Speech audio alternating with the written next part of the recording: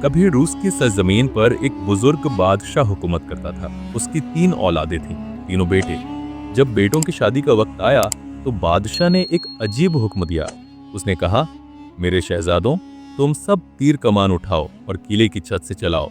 जिस जगह तीर गिरेगा वहीं से तुम्हें अपनी दुल्हन मिलेगी। यही तकदीर का फैसला होगा। बड़े बेटे ने तीर चलाया। तीर जा गिरा एक अमीर ताजिर की हवेली में। वहां से उसकी दुल्हन आई। दूसरे बेटे का तीर एक किसान के घर के आंगन में गिरा और वो दुल्हन मिली। लेकिन तीसरे बेटे, सबसे छोटे और मासूम शहजादे का तीर एक तालाब में जा गिरा। पानी में से एक हरी मेंढकी तीर दबाए बाहर निकली। बादशाह ने कहा, यही तुम्हारी दुल्हन है। शहजादा रो पड़ा। मगर तकदीर से लड़ना मुमकिन कहा। वो मजबूरी में उस मेंढकी को अपनी दुल्हन बना लाया। दिन गुजरे। बादशाह ने तीनों बहुओं की परीक्षा लेने का इरादा किया। उसने कहा, मेरे लिए ऐसी रेशमी कमीज तैयार करो जो बादशाहों के लायक हो। दोनों बड़ी बहुएं मेहनत करने लगी। छोटी बहू यानी वो मेढकी रात को शहजादे से बोली, मेरे दुखी मालिक, गम मत करो, सो जाओ, सुबह तक सब ठीक हो जाएगा। सुबह जब शहजादा जागा, उसने देखा एक नर्म जालीदार बादलों जैसी हल्की और बेमिसाल कमीज उसके सामने रखी है। दरबार में जब पेश हुई तो हर कोई दंग रह गया। दूसरी बार बादशाह ने हुक्म दिया, ऐसी दावत बनाओ जो धरती पर किसी ने ना देखी हो। फिर वही हुआ। बड़ी बहुओं का खाना अच्छा था, मगर छोटी बहू का बना हुआ खाना बादशाह ने खाते ही कहा, ये तो जन्नत का जायका है। तीसरी परीक्षा में दरबार लगा। बादशाह ने कहा, अब मेरी बहुएं दरबार में नृत्य करें। दोनों बड़ी बहुएं भारी कपड़े पहनकर आईं, मगर उनकी अदाएं साधारण थीं। जब मेंढकी आई तो जैसे जादू हो गया। वो अचानक एक खूबसूरत हसीना बन गई। चांद जैसी रोशन, बर्फ जैसी नर्म और आसमान की तरह चमकदार।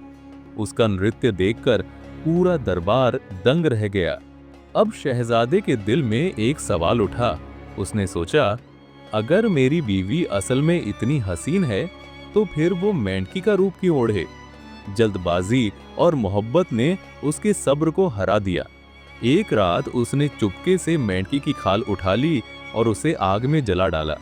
उसकी बीवी ने सुबह जब देखा तो रो पड़ी और बोली, ओ नादान, अगर तुम बस 3 दिन और सब्र करते तो मैं हमेशा तुम्हारे साथ रहती।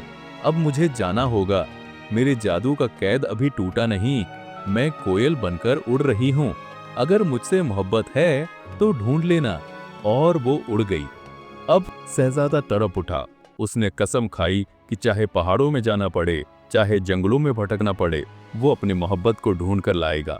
रास्ते में उसे कई जानवर मिले। एक घायल भालू, जाल में फंसी बतख, शिकारी के तीर से बचता खरगोश और प्यास से तड़पती मछली। शहजादे ने सबकी मदद की। सब ने दुआ दी, जिस दिन तुझे हमारी जरूरत होगी हम हाजिर होंगे। आखिरकार शहजादे को पता चला कि उसकी बीवी एक दुष्ट चुड़ैल के महल में कैद है। चुड़ैल की जिंदगी एक अंडे में छुपी थी। अंडे में एक सुई और सुई में उसकी रूह।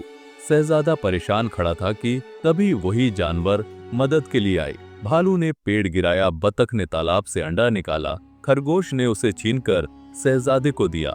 शहजादे ने सुई तोड़ी और चुड़ैल खत्म हो गई। कैद टूटी। उसकी बीवी, जो असल में एक राजकुमारी थी, हमेशा के लिए आजाद हो गई। शहजादा और राजकुमारी गले मिले। उन्होंने सीखा कि मोहब्बत का असल इम्तिहान सब्र है। जल्दबाजी रिश्तों को तोड़ देती है, मगर सब्र और मोहब्बत इंसान को हर मुश्किल से गुजार लेती है। आज मोहब्बत सिर्फ हुस्न से नहीं, सब्र और भरोसे से जिंदा रहती है। नेक इंसान की मदद अल्लाह हर वक्त करता है, कभी जानवरों के जरिए, कभी इंसानों के जरिए।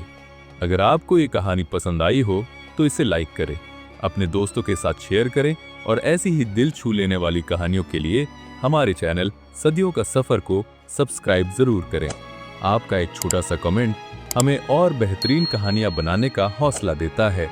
इसी के साथ आज की कहानी यही खत्म होती है। इंशाअल्लाह फिर मिलेंगे एक नई और दिलचस्प कहानी के साथ। तब तक के लिए अलविदा और खुदा हाफिज।